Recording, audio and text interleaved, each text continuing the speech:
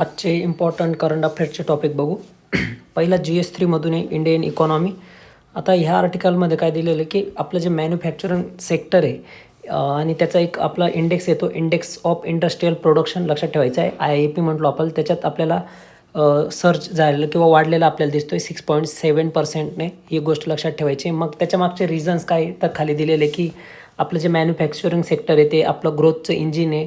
जसं की आपण खूप वेळेस बघतो की आपण प्रायमरी सेक्टरतून डायरेक्ट टर्शरी सेक्टरकडे टर्न झालेलं दिसतो. तर मग मॅन्युफॅक्चरिंग सेक्टरमध्ये खूप सारे लॅकुनाज आहेत जे की दूर करायचा किंवा प्रॉब्लेम किंवा सॉल्व करायचा आपला प्रयत्न चालू आहे. त्याच्यानंतर कॅपिटल्स गुड्स सांगताय काही तुमचं की इंडिकेटर ऑफ इन्व्हेस्टमेंट रिव्हॉल्वर. त्याच्यानंतर बघा इन्फ्रास्ट्रक्चर आणि कन्स्ट्रक्शनमध्ये बूस्ट आपल्याला दिसतो आहे. ठीक आहे. मग याच्याशी रिलेटेड आपण स्कीम पण लक्षात ठेवायचं आहे. जसं की नॅशनल पाईपलाईन. ठीक आहे. नॅशनल पाईपलाईन एक होती, गतिशक्ती.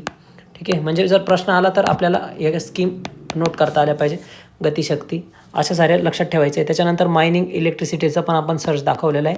तर एवढ्या सगळ्या गोष्टी पहिल्या आर्टिकल्सबद्दल लक्षात ठेवायच्या आहे. त्याच्यानंतर बघा आपली एक डिफेन्स ॲक्विजिशन काउन्सिल असते, जिला की आपले जे डिफेन्स मिनिस्टर असतात ते चेअर करता. आणि जे पण काही आपण शस्त्र घेणार असो तर ही जी ॲक्विजिशन काउन्सिल असते, डिफेन्स ॲक्विजिशन काउन्सिल, ही त्याला अप्रूव्ह करत असते. तर ती गोष्ट लक्षात ठेवायची. मग आता जो आपण एक नवीन करार केलेला आहे किंवा आपण DRDO कडून ते घेणार आहेत. ठीक आहे. डिफेन्स रिसर्च अँड डेव्हलपमेंट ऑर्गनायझेशनकडून. ठीक आहे. तर ते लक्षात ठेवायचं आहे. मग त्याच्यात इम्पॉर्टंट काय आहे ते पण लक्षात घेऊ. बघा डिफेन्स ॲक्विजिशन काउन्सिलचा चेअरमन कोण राहतो आपल्याला प्रश्न येऊ शकतो. ठीक आहे. नंतर तिचं काम काय आहे याच्याशी रिलेटेड प्रश्न येऊ शकतात. तर लक्षात ठेवायचे. आणि इथं दिलेलं आहे की आत्मनिर्भर भारत. ठीक आहे. तर आपला मेक इन इंडिया. ठीक आहे. मेकिंग इंडियानंतर आपण काय आत्मनिर्भर भारतकडे टर्न झालेलं दिसतो. ते पण आपल्याला बघायचं आहे. मग मेक इन इंडिया आणि आत्मनिर्भर भारतमध्ये काय डिफरन्स आहे, काय सिमिलॅरिटीज, ते पण आपलं बघणं काम आहे. त्याच्यानंतर मग खाली दिलेले कुठे कुठे आपण इम्प्रूव्हमेंट केलेली आहे प्रत्येक सेक्टरमध्ये. पुढचा आर्टिकल बघायला गेलो आपण तर बघा मॉडल कंडक्ट पाहिजे जे की आर्टिफिशियल इंटेलिजन्समध्ये गव्हर्नन्सच्या अँगलने हा प्रश्न येऊ शकतो किंवा आपल्याला प्रिलियमच्या अँगलने पण हा प्रश्न येऊ शकतो. मग आपल्याला जमलं पाहिजे. आता मॉडल कोड ऑफ कंडक्ट आपण नेहमी इलेक्शनमध्ये बघतो की ज्यावेळेस पण इलेक्शनच्या डेट डिक्लेअर होतं त्याच्यानंतर एक मॉडल कोड ऑफ कंडक्ट असतो. आपण कधी AIमध्ये मॉडल कंडक्ट बघितलेलं नाही. तर लक्षात ठेवायचं की आर्टिफिशियल इंटेलिजन्समध्ये एक मॉडल कोड ऑफ कंडक्ट पाहिजे जेणेकरून ज्या पण मल्स प्रॅक्टिसेस राहतील त्या कमी होतील. ही गोष्ट आपल्याला लक्षात ठेवायची आहे. त्याच्यानंतर बघा मग काय त्याचे लॅक्युनाज आहे किंवा काय काय फायदे ते खाली दिलेले ते लक्षात ठेवायचे आहे. त्याच्यानंतरचं पुढचं जर आर्टिकल बघायला गेलो आपण. ठीक आहे. तर इंडियाज नेक्स्ट ग्रोथ फेज हे हरदीप सिंग पुरी यांनी लिहिलेलं आहे. युनियन मिनिस्टर आहे ते आपले पेट्रोलियम आणि नॅचरल गॅसचे. ठीक आहे. तर त्यांनी बघा आपण बघू की the article outlines how India's growth trajectory in 2025 has been shape less headline grabbing announcement and more by incremental. ठीक आहे. याच्याशी रिलेटेड त्यांनी खूप छान आर्टिकल लिहिलेलं आहे. तर त्याचे पॉईंट आपण खाली दिलेले इथं बघायचे की कोणकोणत्या गोष्टींमध्ये आपण ग्रोथ केलेली आहे, कुठे कुठे अजून काय प्रॉब्लेम्स आहेत ते लक्षात ठेवायचं आहे. त्याच्यानंतर मी तुम्हाला मागच्या एका 23 किंवा 24च्या हिंदूच्या याच्यात हायलाईट्समध्ये सांगितलं होतं की इंडिया आणि न्यूझीलंडचा फ्री ट्रेड ॲग्रीमेंट झालेला आहे. तर आपल्याला माहिती पाहिजे की मुळात फ्री ट्रेड ॲग्रीमेंट काय असतं. ठीक आहे. फ्री ट्रेड ॲग्रीमेंट म्हणजे की जे तुमचे टॅरिफ रेट राहणार आहे त्यांना आपण कमी करत असतो.